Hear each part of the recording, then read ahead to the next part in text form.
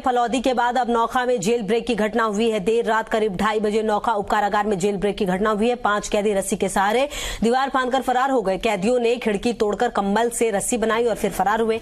Jail break की घटना से हड़कंप मच गया है। घटना के बाद पुलिस का सर्च ऑपरेशन शुरू हो गया है। जिले में नाकेबंदी की गई है, साथ ही सभी थानों को अलर्ट मोड पर रखा गया है। फरार कैदियों में 3 हनुमानगढ़ के हैं।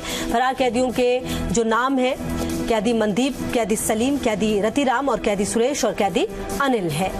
ये नाम जो यहाँ से फरार हुए हैं, कंबल के सहारे से रस्सी बनाई और फरार होने में कामयाब है। हालांकि जिले में नाकेबंदी जरूर की गई है, लेकिन सफलता कब मिलेगी ये बड़ा सवाल है।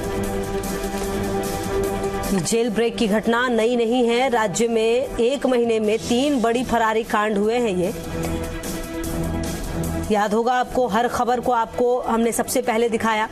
झुंझुनू में कैसे अस्पताल से कैदी फरार हुआ था, फलौदी में कैसे 16 कैदी फरार हुए थे और आज ये तस्वीरें और आज ये नौखा जेल ब्रेक की घटना हुई है जहां पर 5 कैदी फरार हुए हैं। तो अब बड़ा सवाल कि आखिर कैदी क्या जेल में सुरक्षित नहीं है? क्या उनको जो सुरक्षित रखने की जिम्मेदारी है वहां पर जहां उनकी जगह है वहां पर भी उनको सुरक्षित नहीं रखा गया है?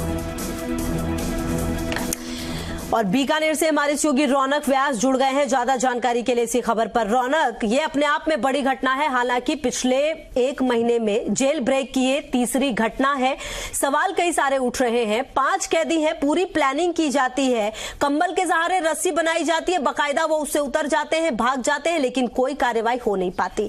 क्या कुछ इस पूरे मामले में अब तक आपके पास नई जानकारी मिल पाई है? पुलिस की कार्रवाई कहां तक पहुंची है इनको ढूंढने के लिए?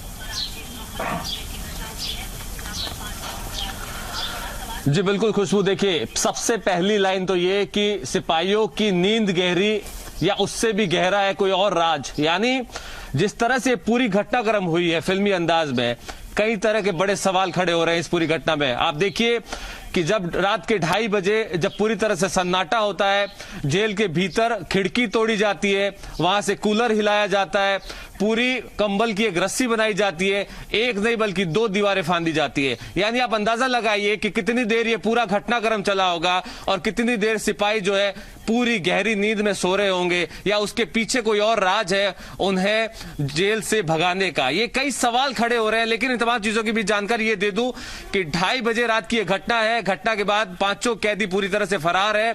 हालांकि बीकानेर पुलिस ने आसपास के इलाकों में नाकेबंदी की है। कई जगह पे पूरी तरह से नाकेबंदी करते हुए जो है हाई अलर्ट किया गया है पुलिस की तरफ से।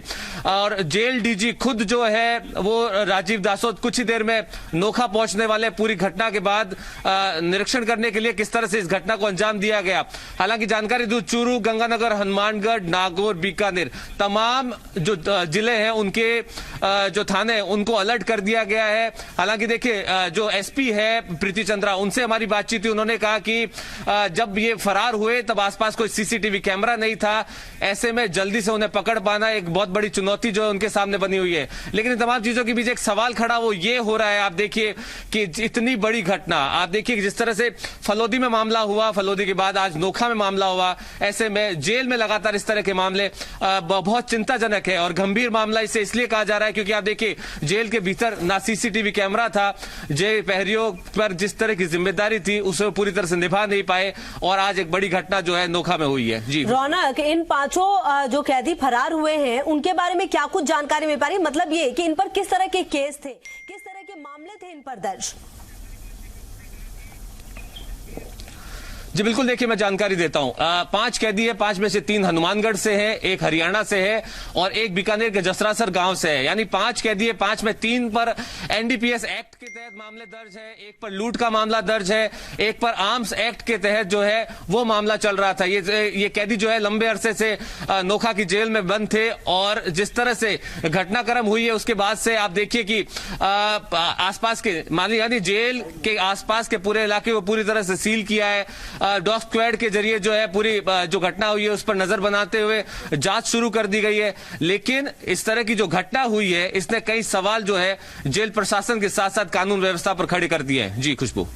रहेगी रौनक, बहुत बहुत शुक्रिया आपका इन तमाम जानकारियों के लिए। तुम्हारे सहयोगी रौनक तमाम जानकारी देते हुए कि किस तरह के मामले इन पर थे और कैसे ये बड़ी घटना हुई, अपने आप में कई सवाल है। आगे बढ़ते हैं। Phalodi jail break